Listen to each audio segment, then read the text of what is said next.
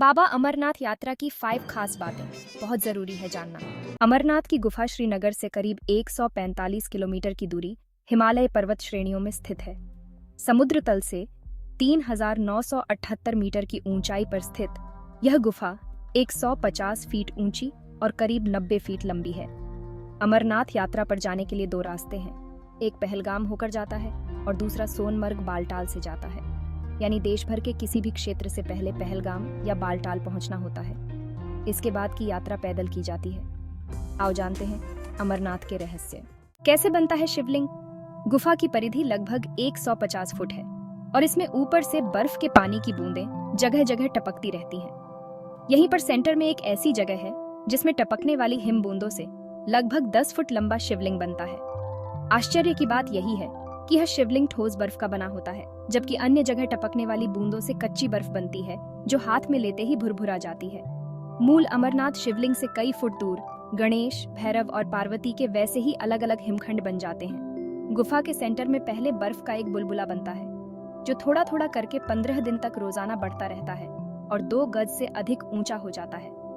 चंद्रमा के घटने के साथ साथ वह भी घटना शुरू कर देता है और जब चांद लुप्त हो जाता है तो शिवलिंग भी विलुप्त हो जाता है। चंद्र की कलाओं के साथ हिमलिंग बढ़ता है और उसी के साथ घटकर लुप्त हो जाता है। चंद्र का संबंध शिव से माना गया है। ऐसे क्या है कि चंद्र का असर इस हिमलिंग पर ही गिरता है। अन्य गुफाएं भी हैं जहां बूंद बूंद पानी गिरता है, लेकिन वे सभी हिमलिंग का रूप क्यों नहीं ले पाते हैं? अमरनाथ गुफा की तरह कई गुफाएं हैं। अमरावती नदी के पथ पर आगे बढ़ते समय और भी कई छोटी बड़ी गुफाएं दिखती हैं। वे सभी बर्फ से ढकी हैं और वहां पर छत से बूंद बूंद पानी टपकता है, लेकिन वहां कोई शिवलिंग नहीं बनता। क्या है इस गुफा का पौराणिक इतिहास? कश्मीर घाटी में राजा दश और ऋषि कश्यप और उनके पुत्रों का निवास स्थान था। पौराणिक मान्यता है कि एक बार कश्मीर की घाटी जलमग्न हो गई। उसने एक बड़ी झील का रूप ले लिया। तब ऋषि कश्यप ने इस जल को अनेक नदियों और छोटे छोटे जल स्रोतों के द्वारा बहा दिया। उसी समय भृगु ऋषि पवित्र हिमालय पर्वत की यात्रा के दौरान वहां से गुजरे। तब जल स्तर कम होने पर हिमालय की पर्वत श्रृंखलाओं में सबसे पहले भृगु ऋषि ने अमरनाथ की पवित्र गुफा और बर्फ के शिवलिंग को देखा। मान्यता है कि तब से ही यह स्थान शिव आराधना और यात्रा का प्रमुख देवस्थान बन गया, क्योंकि यहाँ भगवान शिव ने तपस्या की थी। गुफा की प्राचीनता के ऐतिहासिक प्रमाण। अमरनाथ गुफा को पुरातत्व विभाग वाले 5000 वर्ष पुराना मानते हैं, अर्थात महाभारत काल में यह गुफा थी। लेकिन उनका यह आकलन गलत हो सकता है, क्योंकि सवाल यह उठता है कि जब 5000 वर्ष पूर्व गुफा थी तो उसके पूर्व क्या गुफा नहीं थी? हिमालय के प्राचीन पहाड़ों को लाखों वर्ष पुराना माना जाता है। उनमें कोई गुफा बनाई गई होगी तो वह हिमयुग के दौरान ही बनाई गई होगी, अर्थात आज से 12 से 13,000 वर्ष पूर्व। पुराण के अनुसार काशी में दर्शन से 10 गुना, प्रयाग से 100 गुना और नैमिषारण्य से 1000 गुना पुण्य देने वाले श्री बाबा अमरनाथ के दर्शन हैं। और कैलाश को जो जाता है वह मोक्ष पाता है। पुराण कब लिखे गए? कुछ महाभारत काल में और कुछ बौद्ध काल में। तब पुराणों में इस तीर्थ का जिक्र है। अमरनाथ यात्रा का प्राचीन इतिहास वैसे तो महाभारत के काल से ही की जा रही है। बौद्ध काल में भी इस मार्ग पर यात्रा करने के प्रमाण मिलते हैं। इसके बाद ईसा पूर्व लिखी गई कल्हण की राजतरंगिनी तरंग द्वितीय में उल्लेख मिलता है कि कश्मीर के राजा सामदीमत 34 ईपू 17वीं ईस्वी शिव के भक्त थे और वे पहलगाम के वनों में स्थित बर्फ के शिवलिंग की पूजा करने जाते थे। इस उल्लेख से पता चलता है कि यह तीर्थ यात्रा करने का प्रचलन कितना पुराना है।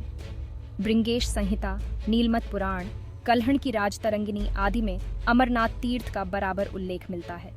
भृंगेश संहिता में कुछ महत्वपूर्ण स्थानों का उल्लेख है जहां तीर्थयात्रियों को अमरनाथ गुफा की ओर जाते समय धार्मिक अनुष्ठान करने पड़ते थे। उनमें अनंतन्या, अनंतनाग, माच भवन, मट्टन, गणेश बल, Ganeshpur, Mamleshwar, Mamal, Chandanwari 2811 metre, Sushramnagar, Sheshnag 3454 metre, Panchtarangini, Panchtarni 3845 metre और अमरावती शामिल हैं।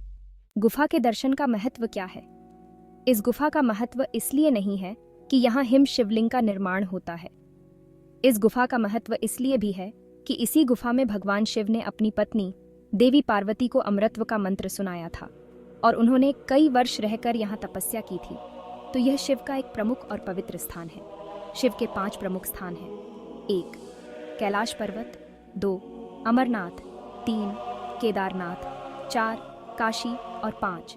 पशुपतिनाथ। दरअसल शास्त्रों के अनुसार इसी गुफा में भगवान शिव ने माता पार्वती को अमृतत्व का रहस्य बताया था।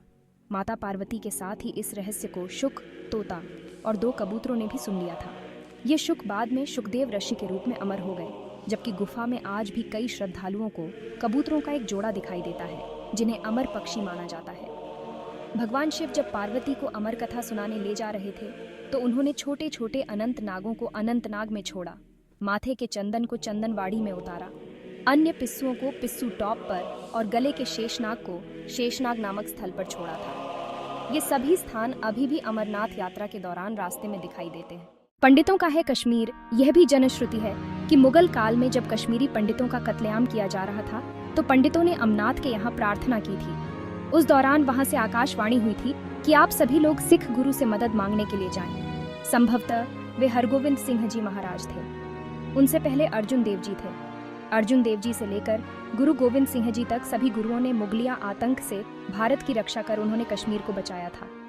दरअसल मध्यकाल में कश्मीर घाटी पर विदेशी, ईरानी और तुर्क आक्रमणों के चलते वहां अशांति और भय का वातावरण फैल गया, जिसके चलते वहां से हिंदुओं ने पलायन कर दिया। पहलगाम को विदेशी मुस्लिम आक्रांताओं ने सबसे पहले इसलिए निशाना बनाया क्योंकि इस गांव की ऐतिहासिकता और इसकी प्रसिद्धि इसराइल तक थी। भारतीय मान्यता अनुसार यहीं पर सर्वप्रथम यहूदियों का एक कबीला आकर बस गया था। इस हिल स्टेशन पर हिंदू और बौद्धों के कई मठ थे, जहां लोग ध्यान करते थे।